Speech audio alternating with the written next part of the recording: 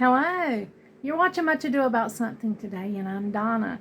Well, today I'm just around the house. I'm straightening up some, and I saw something that I thought I would like to share with y'all, and to share an Appalachian treasure chest with you. Now, yesterday when I went to Mama's,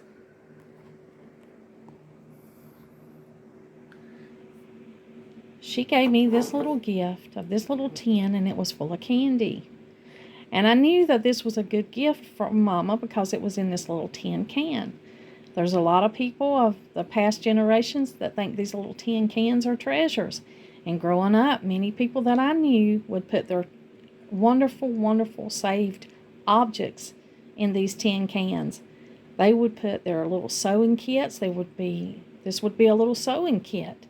They had needles and threads and just little threaders and seam rippers and all kinds of little things that you would need for sewing in these little cans, or such cans like this.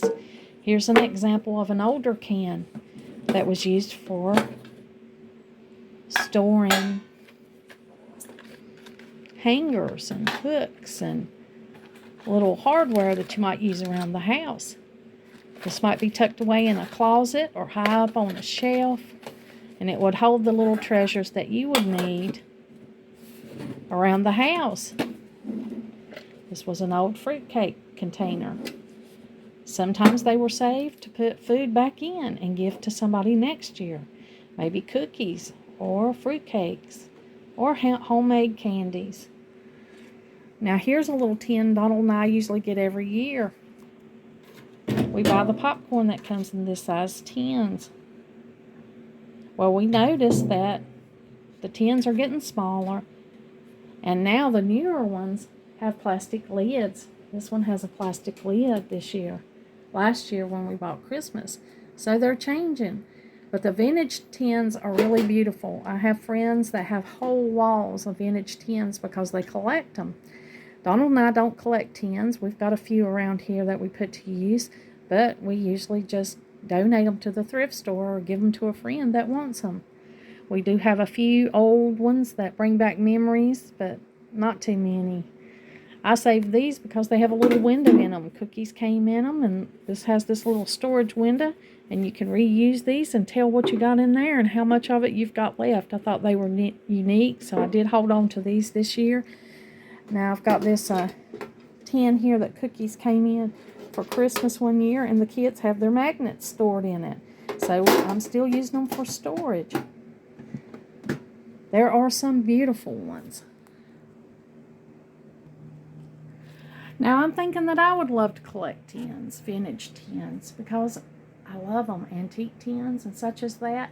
They bring back good memories. They're good little storage units, and they're just wonderful things to have, and I have a few of them.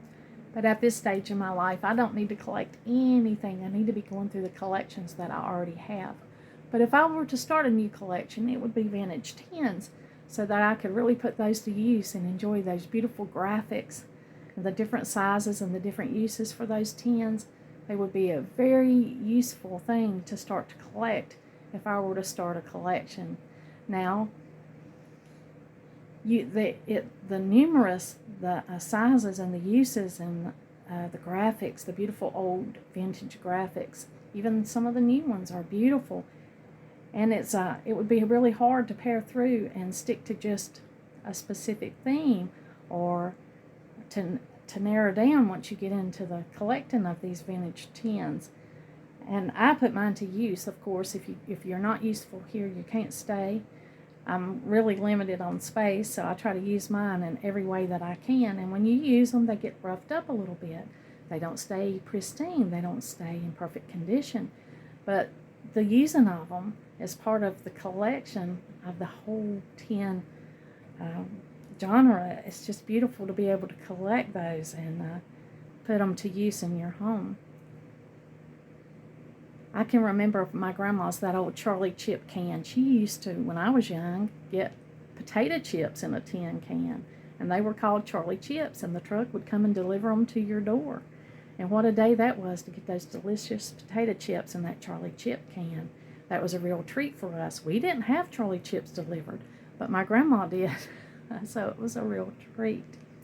Well, I thought I would share with you today Appalachian's treasure chest.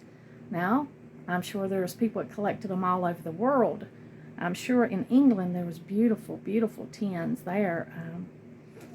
And sometimes we get some of those here that had candy or cookies in them.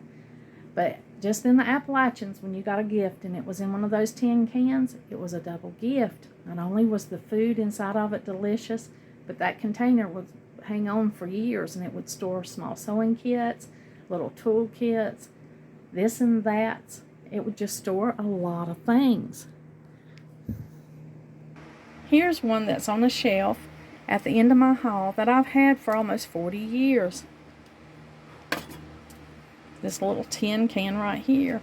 And in this tin can, what's in it? We'll take a minute to see. There's somebody's tooth where they went to the dentist and had an extraction. There's an old ticket that maybe I would have won something if I had remembered where it was. And just little odds and ends are in this little tin can here at the end of a hall that I've had for all of these years. They were little stashing places where you could remember, oh, what I do with that key. I put it in that tin can down at the end of the hall.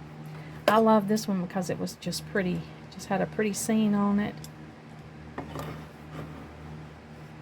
And I wish I could show you more of them because I just donated probably about 15 or more of them to the thrift store. Because I'm decluttering and I can't keep them all. So I just kept the ones that I'm using that are in use, and then the favorite ones that we've had downstairs for years. Thank you for joining me today, and like always, until next time.